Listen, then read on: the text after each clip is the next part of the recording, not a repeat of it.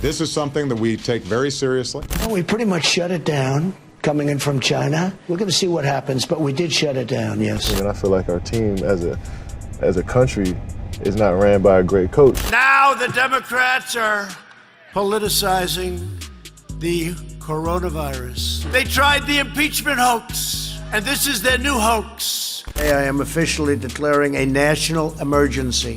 When we're talking about leadership and what's going on in our country, it's all about leadership. I'm the president, and I'm always responsible. Yeah, no, I don't take responsibility at all. The glaring differences between an elected president and one foreign adversary inserted into our political system could not be more paramount in times of crisis. This has been a more aggressive Ebola outbreak than we've seen in the past. From Barack Obama, It's going to disappear. One day it's like a miracle. It will disappear.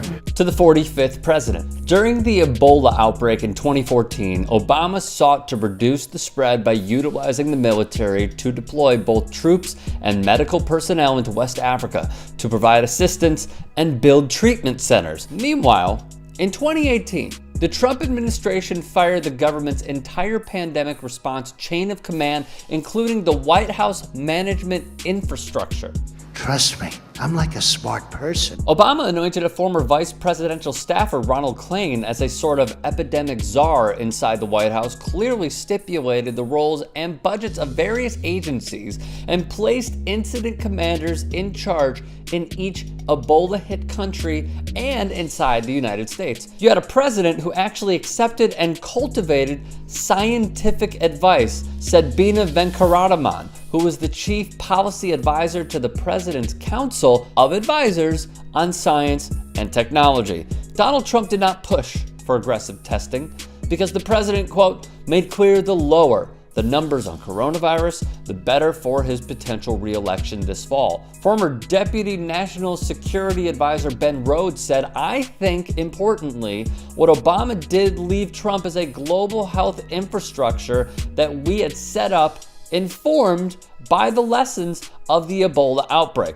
Anybody that needs a test can have a test, and the tests are all perfect. Another unpresidential lie. In 2014, Ron Klain named Ebola czar of the Obama administration, serving formerly as chief of staff to Al Gore and Joe Biden, a well-respected politician. Who did Trump put in charge? My main business is real estate. I also own a newspaper and some other websites and online media businesses. Jared bleeping Kushner.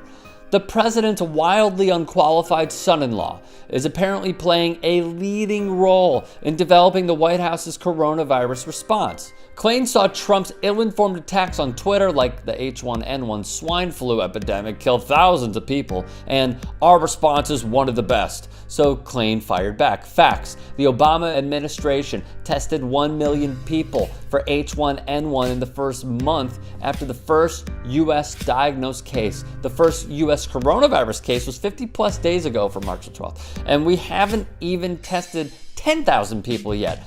As Venkaradaman says, Trump is talking about this virus as a foreign invader.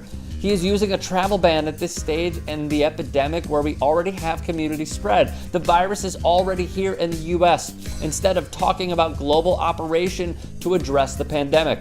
This is just my hunch. And also talked about having a hunch about what he thinks is going on. instead of the scientific numbers. Exactly. A man so egotistical, he said in Scottish Parliament, he is the science. He is the expert. This is not the man to lead. It is the fraction of a human with the impulse of a 10-year-old and intelligence of a kindergartner. Want to limit the next catastrophe in this country? You know what to do. Sideline Trump and get to the polls. If you'd like to hear more thought-provoking content like TYT Sports on Facebook and to help in my journey to keep media independent, go to tyt.com/Rick.